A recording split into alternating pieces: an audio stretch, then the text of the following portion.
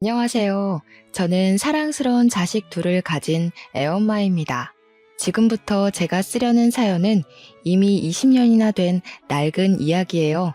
하지만 제 마음속에는 그날의 일이 언제나 어제 일처럼 생생하고 한 번씩 관련된 악몽도 꾸기 때문에 사연으로 소개해도 문제없겠다 싶어서 찾게 되었습니다. 가슴 메였던 일을 논리정연하게 이야기로 풀어내려고 하니까 쉽지 않은 것 같네요. 그날 일을 다시 회상하는 것도 제겐 또 한 번의 공포를 일으키는 짓이기도 하고요. TV나 인터넷 기사를 보면 요즘에 사람 같지 않은 사람들이 많잖아요. 시대를 불문하고 인격 상실한 사람들은 늘 우리 주변에 존재하는 것 같아요. 그런 사람들을 만나는 것도 내 재수가 없었던 탓인 거겠죠. 그런 부류들은 잠깐 마주해도 스트레스가 오는데 한 식구였다면 얼마나 피가 말랐겠습니까?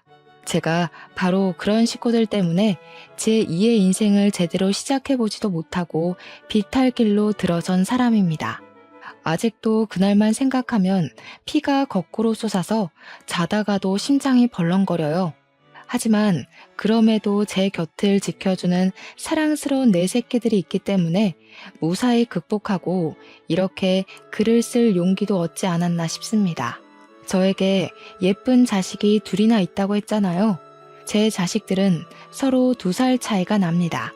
그런데 저희 아이들은 평범한 집안과는 조금 다른 사정을 갖고 있어요. 첫째는 제 친자식이 맞지만 둘째는 입양아라는 겁니다. 그렇다 하더라도 저는 단 한 번도 둘에게 차별적인 마음을 베푼 적 없었어요. 똑같이 사랑하고 아끼는 엄마의 마음으로 키웠습니다. 제가 둘째를 입양할 수밖에 없었던 이유는 난임 때문이었어요. 남편을 만나 결혼을 할 때까지만 해도 저는 제가 난임인 줄 모르고 살았습니다. 저는 지방 사람이었는데 서울에서 일을 하다가 남편을 만나 결혼하게 된 경우였어요. 결혼을 하고 나서부터 친정은 더더 볼 수 없는 지경에 이르렀는데 이건 뭐 제 시대 때의 며느리들은 거의 결혼하고 친정과 발길이 끊어지는 터라 서러운 축에 못 끼는 부분이었습니다. 가장 문제가 되었던 건 제 난임이었어요. 저는 결혼 4년 차가 되어도 아이가 생기지 않았는데 그 4년간 시댁에서 눈총을 참 많이 받았습니다. 옆에서 가만히 지켜보니까 시모한테서 약간 따라쟁이의 기질이 느껴지더군요. 시모에게는 고등학교 동창인 친구들이 몇 명 있습니다. 그 모임을 주기적으로 가져서 나이가 든 지금에도 여전히 친구들을 만나고 있다고 했어요. 그 점은 부러울만 했지만 그 모임이 오히려 시모를 망친다는 생각이 들었어요. 시모는 친구들이 하는 건 자기도 해야만 한다는 이상한 사상을 갖고 있더군요. 친구들이 결혼을 하면 자신도 결혼을 해야 하고 친구들이 해외여행을 가서 자랑을 하면 자기도 한 번은 다녀와야 하는 등 친구들로부터 도태되는 걸 싫어했습니다. 그것이 제게도 불똥이 튈 수밖에 없었던 건 시모 친구들에게 전부 손주가 있다는 사실 때문이었어요.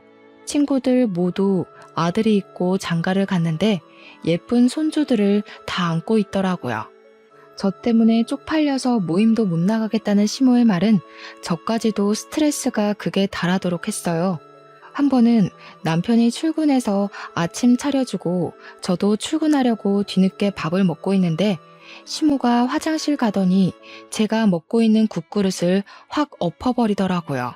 차려입은 출근복이 소고기국에 젖어 벌떡 자리에서 일어났더니 시모가 뭐라는 줄 아십니까? 목구멍으로 밥이 넘어가냐? 남들은 이맘때쯤 되면 애 밥 먹이느라 바쁠 텐데 너는 어쩜 네 목에 기름칠하기만 바쁘니? 도대체 너는 언제 아이를 볼 거야? 어머님, 그렇다고 먹고 있는 사람 밥그릇을 엎으면 어떡해요? 저도 아이 갖고 싶죠. 안 되는 걸 더 이상 어떡하라는 건데요? 시모는 저더러 다음날 무조건 연차 내라고 산부인과라도 가봐야지 이대로는 자기가 속병 나서 죽고 못 살겠다고 했습니다. 저 또한 시모의 자질구레한 간섭과 지적질이 너무 스트레스라서 산부인과를 가보는 게 좋겠다고 생각했어요. 그래서 시모랑 저는 산부인과를 동행하게 되었고 그날 제가 난임이라는 사실을 처음 알게 되었습니다. 시모는 원래부터 제게 살가운 사람은 아니었는데 그나마 제가 대기업 다니는 커리어우먼이라 크게 무시는 안 했었거든요. 그런데 제가 난임 판정을 받고부터는 아예 저를 찬밥 취급하기 시작했어요. 어떻게 자기 집안에 난임 며느리가 들어올 수 있냐면서 자기 팔자가 이 정도로 기구했던 적은 없는데 나 때문에 자기 앞길 막혔다고 저를 그렇게 원망했습니다. 난임이라는 사실은 저한테도 무척 충격이고 실망스러운 일이었지만 그것 때문에 계속해서 시모한테 무시당하는 건 납득하기 어려웠고 많이 버거웠습니다. 하지만 시모의 아기 욕심은 쉽게 포기될 부분이 아니었어요. 시모는 따라쟁이라서 친구들이 자랑하는 꼴을 고스란히 느끼며 도태되어 있을 사람은 아닐 거라고 예상했습니다. 그래서 제게 당장 시험관 시도를 해볼 것을 강요했어요. 남편도 저도 아기를 원했기 때문에 그 제안이 그리 거북스럽지는 않았습니다. 다만 시모의 아집이 너무 강해서 혀를 내둘렀을 뿐이죠. 시모는 빚을 내서라도 손자를 얻기 위해 시험관을 시켰습니다. 그렇게 고생해서 귀하게 얻은 아이가 바로 제 첫째 딸입니다. 난임이라는 소식에 제 인생에서 없을 줄 알았던 소중한 생명을 얻게 되어 제가 얼마나 기뻤는지 모릅니다. 기뻐서 눈물을 흘린다는 걸 그날 처음 겪어봤어요. 저도 남편도 모두 행복해했는데 정작 임신에 목말라 있던 시모만은 표정이 어두웠습니다. 알고 보니 제 자식이 딸이라는 것에 또 불만을 가진 상황이더라고요. 시모 친구들은 전부 손자를 얻었대요. 이제 막 태어난 아이 앞에서 산후조리하고 있는 제 앞에서 굳이 아기 성별을 논해야 할 일일까요? 시댁에 힘써주는 덕분에 시험관에 성공하여 딸을 얻게 되었음에도 그 감사함이 길게 가지 못했습니다.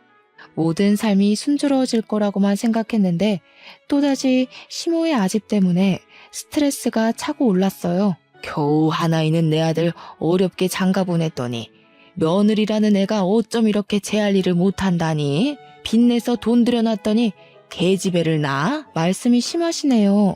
어머님 손녀잖아요. 계집애가 뭐예요? 어머님 원대로 손주 낳았으니까 더 이상 쓸데없는 고집 그만 부리셨으면 해요. 그날 이후로 시모는 손녀에게 한 번도 따뜻한 시선 한 번 보내준 적 없는 사람이었어요. 저는 화장실을 가더라도 아이를 안고 가야 했습니다. 아이가 잘못 뒤집어지거나 잠시 한눈판 사이 이부자리에서 벗어나기라도 하면 돌봐줄 사람이 없었거든요. 시모는 제 딸이 코앞에서 울고 있어도 보듬어 주기는커녕 거들떠도 안 봤어요. 그런 사람을 어떻게 믿고 제가 아이를 내버려 두고 다니겠습니까? 제 허리가 부서지는 한이 있더라도 저는 집에서 아이를 안고 업고 다녔어요. 그 탓에 제 몸이 제대로 회복을 하지 못해서 다 늙은 나이에 골병 드는데 큰 몫을 했을 겁니다. 얄미운 시모는 그런 와중에도 손자에 대한 선망을 놓지 못했어요.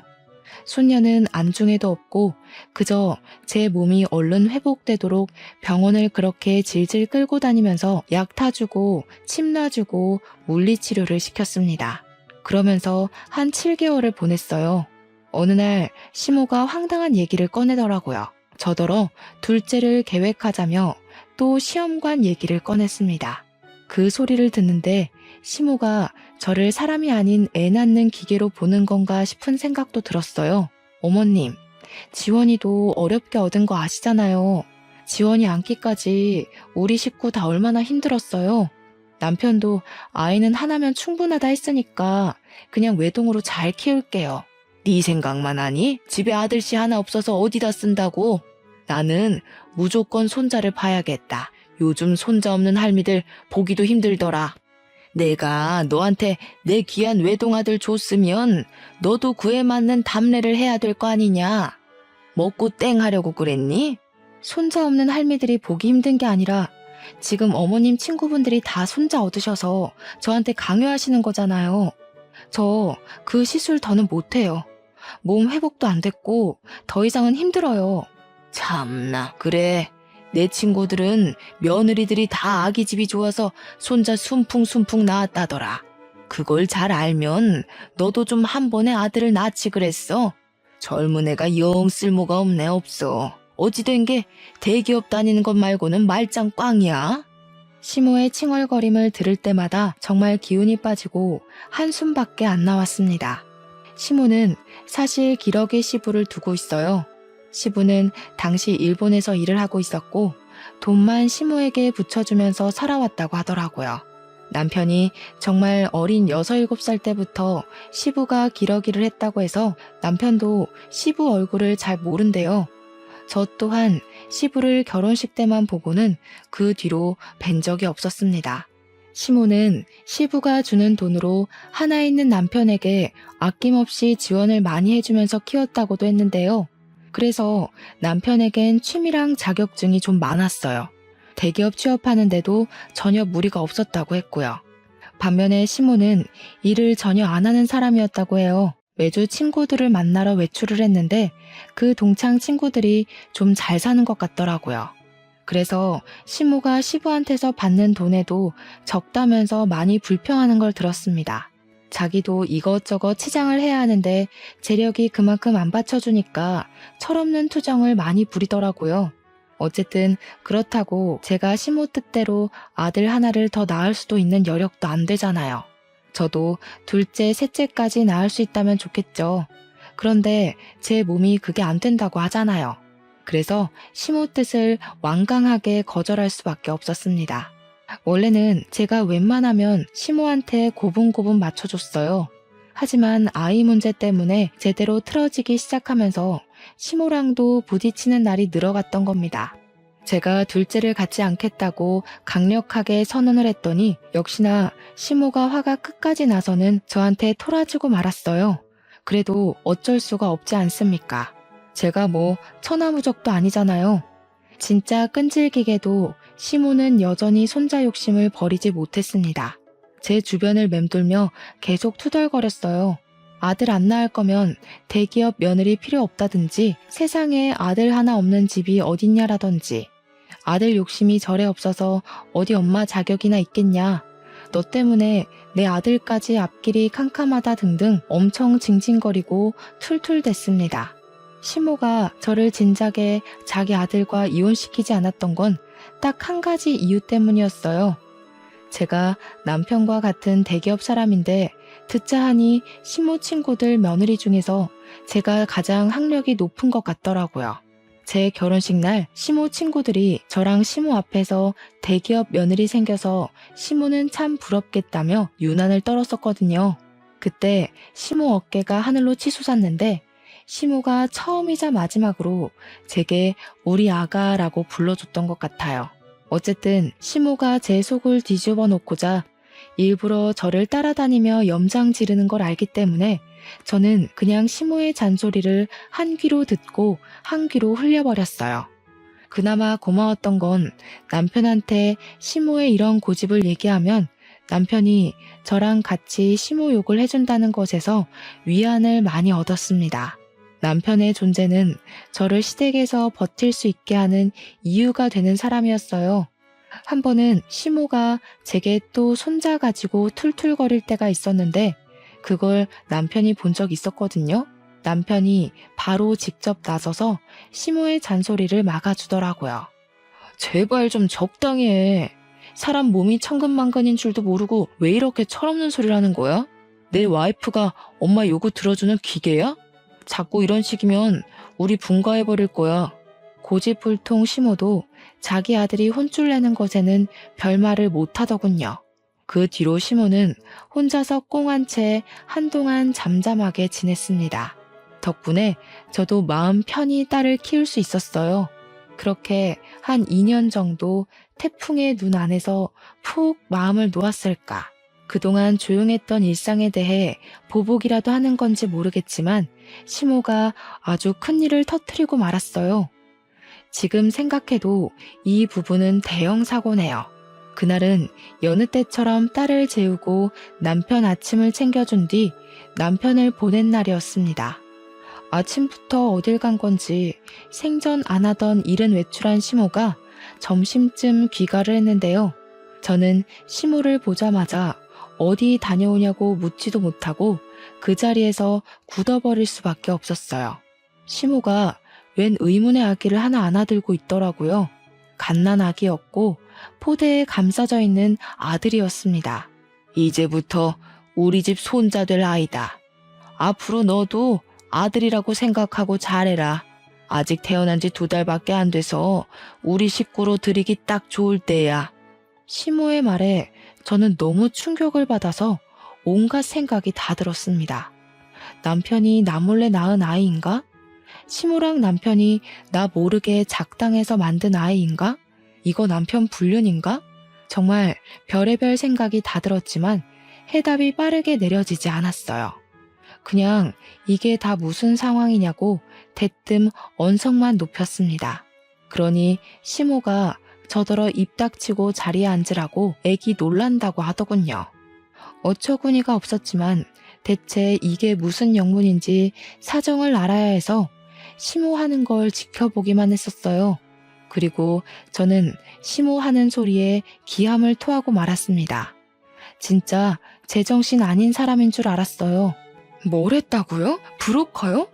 어머님 제정신이세요? 지금 손자 하나 갖겠다고 브로커를 시켜서 아기를 샀다는 말씀인 거예요? 대체 이게 다 뭐 하는 짓이냐고요? 목청 낮추라니까. 그래, 내 손자 내가 내 돈 주고 갖겠다는데 무슨 불만이니? 너더러 낳아달라고 안 했잖냐?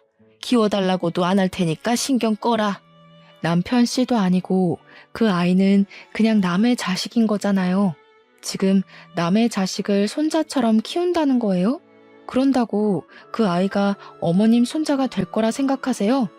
죽었다 깨어나도 그 아이는 그냥 남의 핏줄인 거예요. 무슨 생각으로 이런 사고를 치셨어요? 왜 내 손자가 못 되니? 낳은 정보다 기른 정이 더 무섭다는 거 모르냐? 그리고 이미 생모가 포기한 아이다. 어차피 이 아이한테 사실을 알려주지만 않으면 생모를 찾지도 않고 돌아갈 곳도 없는 아이라고. 도대체 뭐가 문제라는 거니? 시모는 자신이 아예 뭘 잘못한 건지 원인을 모르고 있었습니다. 그런 시모를 보고 저는 단지 시모가 제정신이 아니라고만 생각했어요. 아무리 손자가 갖고 싶어도 그렇지 어떻게 남의 아기를 돈 주고 사올 생각까지 했는지. 이럴 거면 그냥 새 며느리를 들이지 그랬냐고 제가 시모에게 고래고래 소리를 질렀더니 시모가 자기 아들 인생에 이혼율 그이게 할 수 없다면서 아들 재혼은 죽어도 못 받아들인다고 했습니다. 그러면서 잘 해결됐는데 뭐가 문제냐고 되레 언성을 높이더군요. 저랑 얘기하니까 피가 거꾸로 솟는다면서 품 안의 아기를 소중하게 데리고 자기 방으로 들어가 버렸어요. 이렇게 큰 문제는 저랑만 다툴 일이 아니잖아요. 퇴근하고 온 남편도 당연히 이 사실을 알았고 그날 저녁 남편이랑 시모는 처음으로 순순히 물러나는 사람 없이 대판 싸우게 되었습니다. 싸우는 대화 내용을 듣자 하니 시모는 브로커에게서 300만 원을 주고 그 아기를 사온 거더라고요. 20대 초반 미혼모 여자의 아기라는데 남편은 시모의 입장을 다 듣기도 전에 화가 나서 당장 그 브로커 명함 내놓으라고 시모에게 난동을 부렸습니다. 시모가 순순히 아기를 내놓지 않자 남편은 시모 품에 안긴 남자 아기를 빼앗았고 아기를 갖다 버리겠다고 겁박을 했어요. 남편이 저렇게까지 화를 내는 건 저도 처음 봤었습니다. 남편의 과격한 행위에 식겁한 시모는 얼른 남편에게 명함을 건넸어요. 그러면 당연히 다시 아기를 돌려받을 거라고 생각을 했던 건지 시모가 남편을 향해 두 팔을 뻗으면서 아기를 달라고 했으나 남편은 그대로 시모를 지나쳐 아기를 데리고 집을 나섰습니다. 그러자 시모가 울고불고 남편을 뒤쫓았지만 이미 차를 타고 가버린 남편을 붙잡진 못했어요. 물론 제가 시모를 못 가게 잡아 말리기도 했지만요. 시모는 남편의 모습이 사라질 때까지 길바닥에 주저앉아 땅을 치다가 나중에는 제게 성질을 내면서 닥치는 대로 저에게 손찌검을 하기 시작했습니다. 당장 내 손자 데려와. 너 때문에 되는 일이 하나도 없다. 네가 이 집에 들어오고부터 나한테 해준 게 뭐가 있냐? 아들 낳아줄 거 아니면 빨리 내 손자 데려오라고. 제발 정신 좀 차리세요. 사람 같지도 않은 짓 하고서 하늘이 두렵지도 않으세요? 나중에 뒷감당 어떻게 하시려고 돈 주고 그런 짓을 하는 거예요. 시모는 남편이 돌아올 때까지 방구석에 박혀 나오지도 않고 밥도 안 먹었습니다. 그렇게 나갔던 남편은 하루 뒤에 돌아왔는데요. 당황스럽게도 남편 품에 아기가 그대로 안겨 있더라고요. 남편한테 어떻게 된 거냐고 물었더니 당연히 브로커한테서 돈은 못 돌려받았는데 남편은 브로커에게 돈 안 받아도 되니까 아기만 다시 가져가라고 했대요. 그랬더니 그것도 브로커가 이미 자기 손에서 끝난 일이니까 알아서 해결하라고 미혼모 연락처랑 주소를 알려주는 덕에 미혼모까지 만났다고 했습니다. 하지만 직접 찾아가서 만난 미혼모는 생각보다 많이 양아치에다 쓰레기라서 아기를 그 여자한테 맡겼다간 아기가 일주일도 못 가 생을 마감할 것 같다는 생각이 들었다고 했어요. 그만큼 미혼모는 엄마의 자격이 없는 여자였다고 했습니다. 그래서 남편은 긴 고민 끝에 결국 다시 아기를 데려오게 되었다고 하네요. 어쩔 수가 없었어. 아기가 죽게 내버려두진 못하겠더라고. 아무래도 좀 더 데리고 있으면서 어디 안전하게 위탁할 수 있는 곳을 알아봐야 될 것 같아. 그 순간 우리에게 닥친 사실에 진짜 기가 막히고 저까지 정신 나가버릴 것 같았지만 남편이 말해주는 아기의 사정을 들으니까 진짜 그 여자한테는 보내면 안 되겠더라고요. 그래서 며칠간 고민하면서 그 아기를 잠시 우리 집에 놔두게 되었는데요. 남편이랑 같이 괜찮은 위탁소를 찾으며 고민하는 며칠 동안에 그만 아기한테 정이 들어버리고 말았지 뭡니까. 무엇보다 우리 딸이 아기를 엄청 좋아하더라고요. 우리 딸도 당시 2살밖에 안 되었을 때였는데 더 아기인 아이를 알아보기라도 하는 건지 아기 옆을 얼쩡거리면서 계속 아기 하며 관심을 보였어요. 신기하게도 자기 인형까지 그 아기한테 다 양보하고 누나다운 모습을 계속 보여주더라고요. 누가 양보라는 걸 가르쳐주지도 않았는데 말이에요. 그리고 손자가 미쳐있던 시모에게도 변화가 찾아왔는데요. 손자가 생겼다고 사람이 유들유들해져서는 우리 딸에게도 처음으로 손녀 대우를 해주기 시작했어요. 저 또한 우리 딸과 잘 어울리는 그 아기를 보면서 예뻐서 눈이 계속 가긴 하더라고요. 신기하게도 마치 그 아기가 우환이 깃든 저희 집안에 활기를 찾아주는 것만 같았습니다. 그래서 진짜 말도 안 되게 그 아기를 입양하기로 마음을 먹었어요. 남편이 제 결정에 깜짝 놀라긴 했지만 시모도 좋아하고 우리 딸도 좋아하고 나도 좋은 거라면 남편 또한 좋다고 금방 수긍을 해주었어요. 저의 소중한 둘째는 이렇게 생겨났습니다. 정말 말도 안 되는 일 때문에 제게 아들 녀석이 생겨났지만 이렇게 일이 마무리되었다면 제 이야기가 조금은 덜 서러웠을지도 몰라요. 아이 문제가 해결이 되자 제게 또 다른 골칫거리가 찾아왔는데요. 제 최악의 에피소드는 이때부터가 진짜였습니다. 남편이 어느 순간부터 야식과 회식 자리가 많아져서 새벽에 귀가하는 일이 늘어갔어요. 술에 찌들어서 제정신일 때를 거의 볼 수가 없었을 정도로 빈번했습니다. 그런데 저는 정말 순진하게도 이 모든 변화가 남편 말 그대로 회식이랑 야근이 많아서인 줄 알았어요.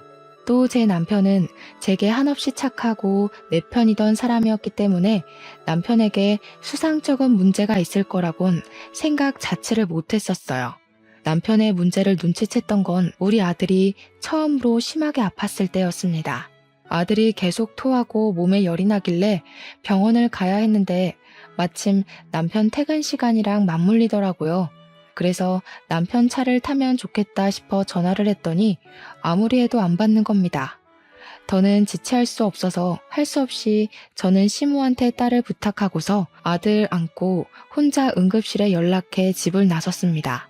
택시 타고 급하게 가까운 대학병원을 먼저 찾았고 아들은 장염 판정을 받았어요.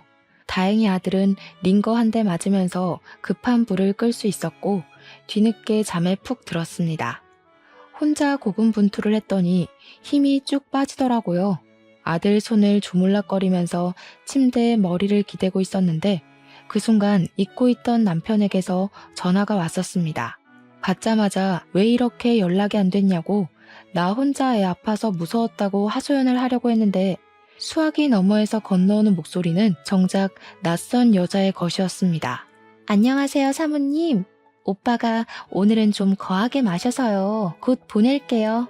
참, 우리 아들은 잘 크고 있죠?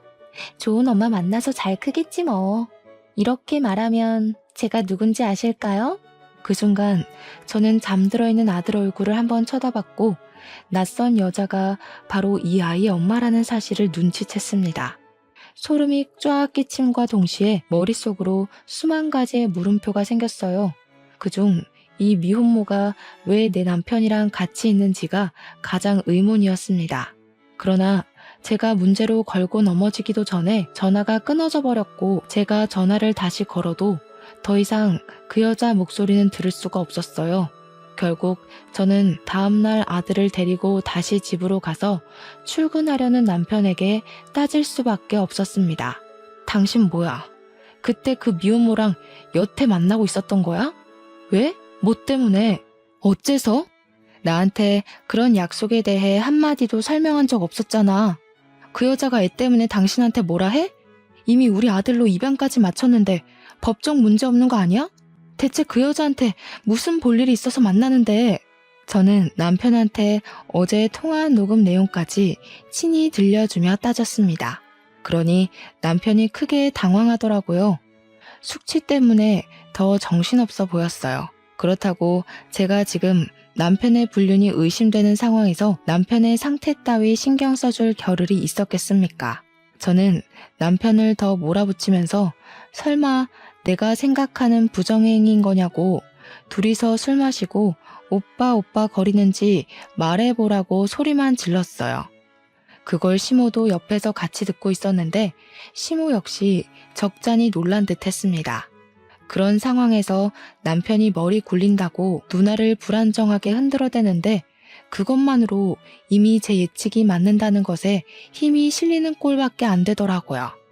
제발 아무런 사이도 아니라고 변명이라도 해주길 바라며 말을 좀 해보라고 소리를 쳤더니 남편이 되레 저한테 소리 좀 지르지 말라고 목청만 높였습니다.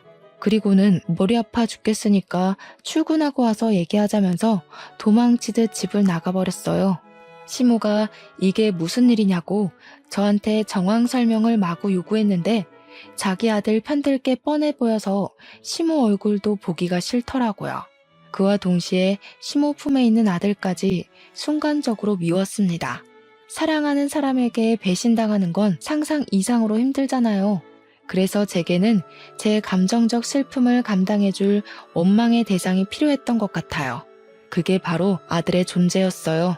이렇게 남편이 비뚤어진 걸 죄 없는 아들 탓으로 돌리면서 아들만 아니었다면 우리 가정에 불순물이 묻지 않았을 거라고 저 혼자 그렇게 위안 삼고 원망을 했었습니다. 그래서 저는 시모랑 아들을 완전히 외면하고서 방에 들어와 제 딸을 끌어안고 눈물을 흘렸어요. 그리곤 퇴근하고 온 남편에게 이혼을 통보받았습니다. 무슨 생각인 건지 남편이 제게 이혼을 요구하더라고요. 미혼모를 처음 본 그날 자신이 미혼모와 다투다가 미혼모가 사정하는 바람에 사연을 들어주게 되었는데 같이 술을 마시게 되었고 둘이서 넘어선 안 되는 선까지 넘었었다고 고백을 했습니다. 그 뒤로 서로에게 마음이 생겨 줄곧 만남을 이어왔다고도 했어요. 그러니까 그 기간이 갓난 아기 때 내 품에 들어온 우리 아들이 2살로 클 때까지 계속되어 왔다는 겁니다. 저는 더 깊은 내막을 듣진 못하고 그대로 남편의 귀싸대기를 날렸습니다. 그리고 주방으로 가서 집에 있는 고춧가루를 가져와서 남편 얼굴에 쳐 뿌리고는 봉지째로 남편 면상에 집어 던져버렸어요. 그래서 이혼하자고? 딴 여자 생겼으니까 나보고 네 옆에서 꺼지라는 거야? 어떻게 당신 입에서 이혼이란 말이 나올 수가 있어. 이 양심 없는 새끼야. 쓰레기 짓은 네가 다 해놓고 뭐가 떳떳해서 고개 쳐들고 이혼 소리를 해? 네가 뭔데 나를 까? 뭔데 이혼 얘기를 먼저 하냐고. 쌍욕이란 쌍욕은 다 하면서 남편을 원망했고 배신감을 느낀 만큼 남편을 개패듯이 패고 또 팼습니다. 그러자 시모가 무섭게 달려와서는 저를 밀치더라고요. 자기 아들이 설령 불륜을 저질렀다고 하더라도 시모에겐 아들이 중요했고 손자가 중요했던 겁니다. 시모에게 저라는 사람은 그저 남편을 보필할 여자, 손자를 키워줄 여자밖에 안 되었던 거예요. 그런데 황당한 건 뭔 줄 아시나요? 이제 그만 그리 사랑하는 아들 뜻에 따라 저랑 남편을 이혼시킬 법도 할 텐데 시모 하는 말이 진짜 재밌더라고요. 네가 하라는 대로 다 하마. 그래도 이혼은 안 된다. 그냥 내 아들이랑 그 여자랑 만나든 말든 신경 끄고 네가 이 집에서 상전처럼 살면 되잖냐. 앞으로 네가 하는 일 다 입안될 테니까 이혼은 절대 생각도 마라. 말 같지도 않은 소리 한결같이 하시네요. 어머님 아들이 이혼하고 싶다잖아요. 한낱 미혼모한테 미쳐서는 양아치 여자를 옆에 두고 싶다 하는데 어머님 돈 주고 일 꾸미는 거 좋아하시지 않아요? 그 정신 나간 여자 데려와서 어머님 손맛대로 신분 위조해주면 되겠네요. 안 돼. 내가 그 여자를 알아도 제일 잘 알지. 우리 손자 데려오려고 사전조사를 얼마나 꼼꼼하게 했는데 일부러 더 음지에 있는 여자를 찾은 거란 말이야. 그런 인간 말종인 여자는 우리 집 며느리로 절대 못 들인다. 웃기네요. 인간 말종의 핏줄은 괜찮은데 인간 말종을 며느리 삼을 수는 없다. 어머님의 그 잘난 기준 진짜 너무 역해서 더는 이해해주기 싫어요. 돈 주고 애를 사오는 인간이나 그의 엄마랑 바람 피우는 인간이나 그 부모의 그 새끼인데 제가 너무 큰 기대를 한 것 같네요. 진작에 이 답없는 집구석 나왔어야 했는데 저는 이혼 합의는 절대 해줄 생각이 없어서 제가 당한 만큼 소송으로 갚아주겠다고 경고장을 날려준 뒤에 바로 짐을 챙겼습니다. 소송을 한다니까 둘이서 꽤나 놀랐는지 남편이랑 시모가 저를 막으려 했지만 이미 당시 제정신이 아니었던 저는 내 몸에 손대면 경찰에 신고해버릴 거라고 악까지 질러버렸어요. 그동안 쌓였던 게 물밀듯이 솟구치니까 정말 괴성을 독하게 내지를 수가 있겠더라고요. 한 번도 시댁에서 정신 나간 사람처럼 보였던 적은 없었는데 제가 처음 보는 모습을 드러내니까 그 둘도 놀라서 그냥 내버려 두더군요. 그 상태로 저는 가벼운 짐만 챙긴 뒤에 딸만 데리고서 그 집을 나오려고 했는데요. 제가 신발을 신는 순간 아들이 저를 쫓아 신발장까지 아장아장 걸어오더라고요. 저를 보고 엄마 엄마 하는 아들을 보면서 쉽사리 발이 안 떨어졌지만 정말 마음 독하게 먹고서 그대로 집을 나와버렸습니다. 일단은 직장 동료에게 실례를 무릅쓰고 연락했고 딸을 데리고 그 동료 집에서 신세를 지며 살았어요. 문제는 집을 나왔는데도 아들의 모습이 잊히지가 않아 괴로웠다는 겁니다. 며칠 고민 끝에 아들을 포기할 수 없었던 저는 결국 변호사에게 부탁해서 아들 친권 꼭 내가 가져야 된다고 승소하게 해달라고 사정을 했어요. 그랬더니 변호사가 흔쾌히 가능한 일이라고 고개를 끄덕이더군요. 남편이 바람을 피운 상황인데다 남편은 아들을 키우면서 한 번도 자기 아들이라고 보듬어 준 적 없는 아빠이기 때문에 그게 증명만 된다면 친권은 얼마든지 제 편에 세울 수 있다고 했습니다. 그 말만으로 얼마나 안심이 되었던지 몰라요. 아들은 어쨌든 저와 남편이 입양한 자식이고 법적으로 내 새끼잖아요. 피 섞인 아들이 아니라도 그 쓰레기들 틈에 둘 수는 없었습니다. 그리고 저는 손쉽게 승소를 했어요. 제가 승소할 수밖에 없는 건 어쩌면 너무 당연한 일이었습니다. 판사도 엄청난 아빠의 편이 아닌 엄마인 제 입장에서 손을 꼭 들어주어서 이길 수 있었어요. 그날 남편이 저를 엄청 원망스린 눈으로 쳐다봤고 시모는 제게 삿대질을 하며 자기 손자를 뺏어간 죽일년이라면서 법정 떠나가도록 소리를 질러댔습니다. 그걸 무시하고 나온 저는 바로 애들을 데리고 스페인으로 떠났어요. 시모의 아집을 알기 때문에 분명 같은 한국 땅을 밟고 있다면 언젠가 제 아들 앞에 나타나서 꼭 더러운 꼴을 보이고 말 것 같았거든요. 전 남편과 시모가 제 앞을 막는 건 상관이 없지만 제 자식들 앞길에 오물오물 투척하는 건 절대 용납하고 싶지 않아서 내린 결정이기도 했어요. 그렇게 떠난 스페인에서 우리 아이들은 고맙게도 너무 건강하게 또 적응도 잘하며 컸습니다. 스페인에서 무탈하게 지냈다 보니 저희는 영주권까지 받을 수 있었어요. 저는 가정의 행복이란 걸 그곳에서 제대로 느꼈고 아이들과 함께 웃으면서 세월을 보냈더니 어느덧 20년이나 흐르게 되었습니다. 그리고 저희는 올 초에 한국으로 돌아오게 되었어요. 개인적으로 저는 한국을 다신 찾고 싶지 않았지만 성인이 된 딸이랑 아들이 자신의 모국이 어떤지 궁금하다고 조르더라고요. 그래서 아이들을 생각해 결국 귀환을 결심했죠.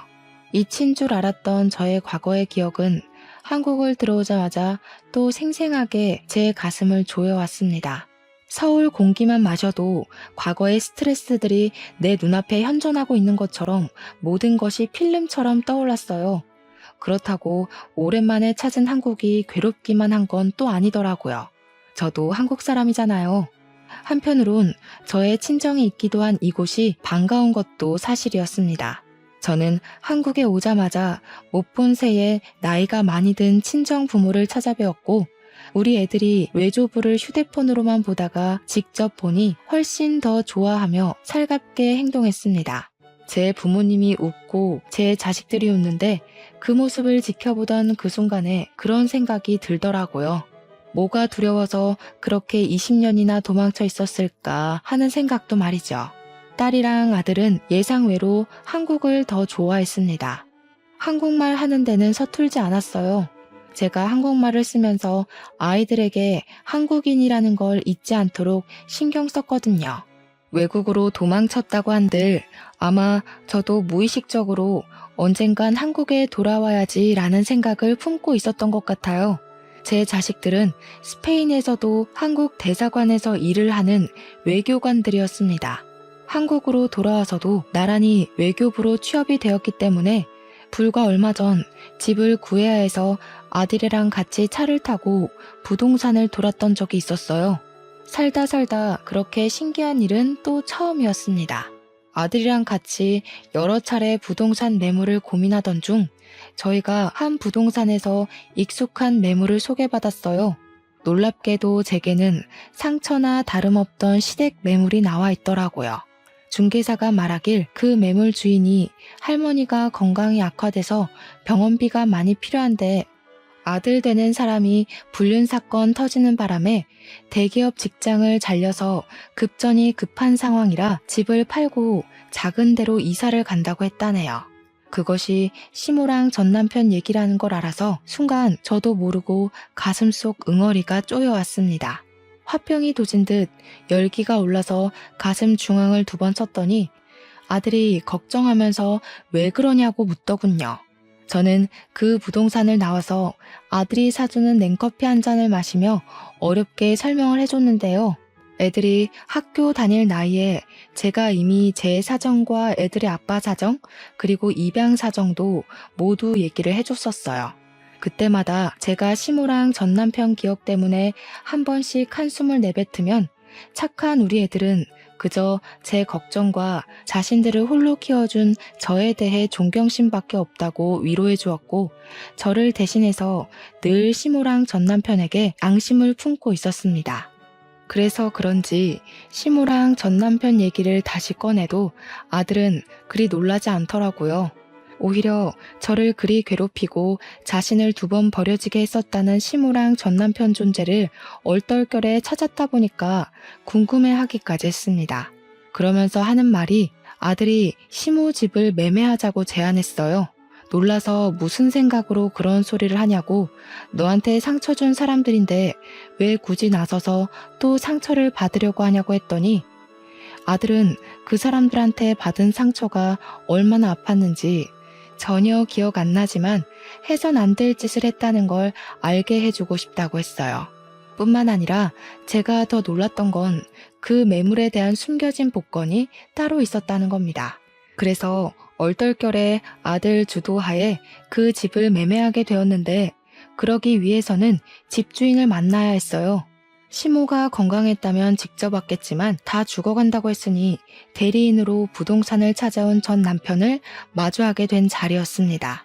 20년 만에 마주한 그는 한때 대기업에 다녀서 정장 슈트만 입던 꼴은 온데간데 없었고 어디 자파 상점이나 철물점을 운영하는 것처럼 꼬질꼬질하게 해진 옷을 입고 있었어요. 전 남편은 처음엔 굽신거리며 들어왔다가 저를 보자마자 놀랐는데요. 저를 단번에 알아본 듯 했습니다. 문제는 전 남편 눈빛이 제게 앙심이 상당해 보였다는 것이에요. 어디 가서 보기 좋게 굶어 죽은 줄 알았더니 멀쩡하게 살아있네? 남의 집 박살 내놓고 잘도 살았나 보다? 너 때문에 우리 엄마는 아직도 다 죽은 꼴을 하고 있는데. 전 남편이 제 분에 못 이겨 달려들었는데 그 앞을 아들이 막아주었어요. 아들은 그대로 전 남편을 내동댕이 쳐버렸습니다. 바닥을 구른 전 남편은 그제야 아들의 존재를 쳐다보면서 인상을 팍 찡그렸어요. 제가 젊은 남자랑 바람이라도 난 줄 아나 보더라고요. 뭐 눈엔 뭐만 보인다더니 내가 넌 줄 알아? 이러니까 너 같은 건 친권 자격이 없다는 거야. 누가 누구더러 집을 박살냈대? 아직도 모르겠어. 너네 집이 망가진 거 네 탓이잖아. 네가 딴 년한테 정신 팔려서 가족이고 뭐고 버려서 이 꼴 난 거 몰랐니? 제가 친권을 논하니까 전 남편이 대강 눈치를 챘는지 아들을 다시 보곤 말을 잇더라고요. 곧 자리에서 일어나 아들의 손을 잡으면서 입을 해벌쭉 벌렸습니다. 얘가 그 아기라고? 네가 진짜 윤의 아들이니? 아이고야, 내가 네 아빠야. 나랑 네 할미가 널 데려왔다고. 얼굴 좋은 것 보니까 어디 좋은 데서 일하나 보구나. 네 머리가 이 아빠를 닮아서 그래. 이제라도 집으로 돌아와라.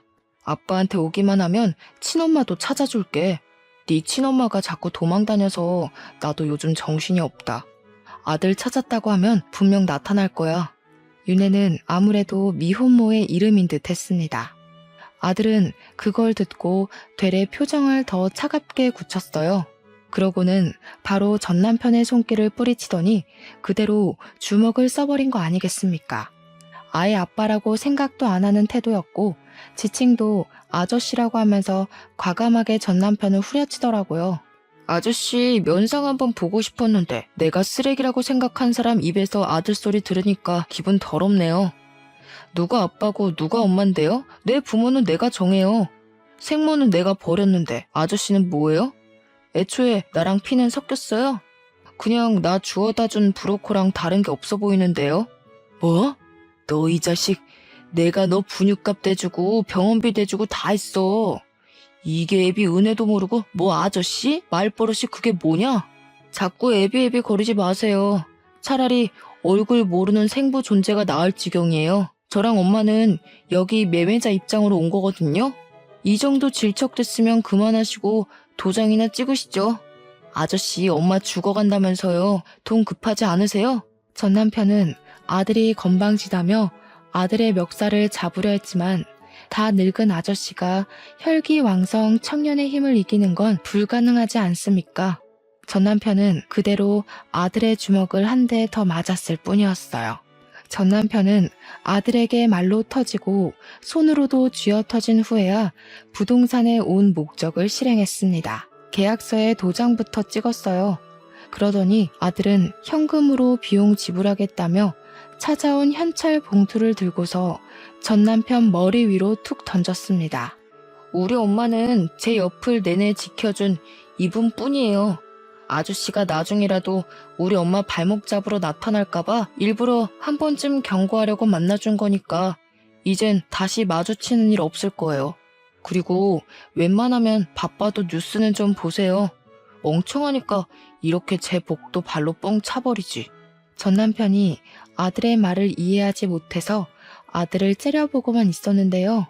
아들이 하는 말뜻은 아까 제가 말씀드렸던 매물 복권이라는 사실을 뜻하는 거였어요. 사실 시댁 매물이 있는 동네가 며칠 전 재개발 확정이 되면서 땅값이 폭등해 뉴스에 난 적이 있었거든요. 전 남편이 몇 개월만 더 버텼다면 몇 배의 보상금을 받고 정말 좋은 아파트로 이사 갈 수 있었을 텐데 아들 말대로 전 남편이 제 발로 복을 냅다 차버린 셈인 겁니다. 아마 하늘에서 더 어렵게 살 팔자여야 된다고 벌을 내린 게 아닌가 싶어요. 그 뒤로 저는 완전히 제 가슴속 응어리를 비워낸 것처럼 시원함을 느끼며 살고 있습니다. 더 이상 전 남편과 시모가 제 가정에 허튼 짓이라도 할까봐 전전긍긍할 필요도 없고 자녀들한테 복에 겨울 만큼 효도까지 받고 있으니 이보다 더 좋은 세상이 있을까 하며 지내고 있어요. 제 속에 한은 20년이나 걸려서 완벽하게 해소가 되었지만 그래도 이 긴 세월 동안 느낀 것이 있다면 절대 나쁘게 살면 안 되겠다는 마음이었어요. 마치 하늘에서 다 지켜보고 나쁜 짓 한 사람들의 결말은 처참할 수밖에 없다는 걸 알려주는 것 같았거든요. 20년이나 지난 세월에서도 가혹하게 무너질 게 남았다는 걸 누가 알았겠습니까? 아무튼 저는 더 행복한 시간을 보내고 있습니다. 애들 덕분에 일도 안 하고 있고 친정 부모님과도 해외여행도 계획했어요. 친정 부모님이 제가 살았던 제2의 고향 스페인이 궁금하다고 하셔서 손자 손녀를 가이드 삼아 보고 싶다고 하시더라고요. 앞으로도 저희는 오늘처럼 즐겁고 편하게만 사는 게 목표입니다. 저희뿐만 아니라 모든 분들이 웃는 날이 많았으면 좋겠네요. 얘기가 너무 복잡하고 길었습니다. 이만 마무리 짓도록 할게요. 읽어주셔서 감사드려요.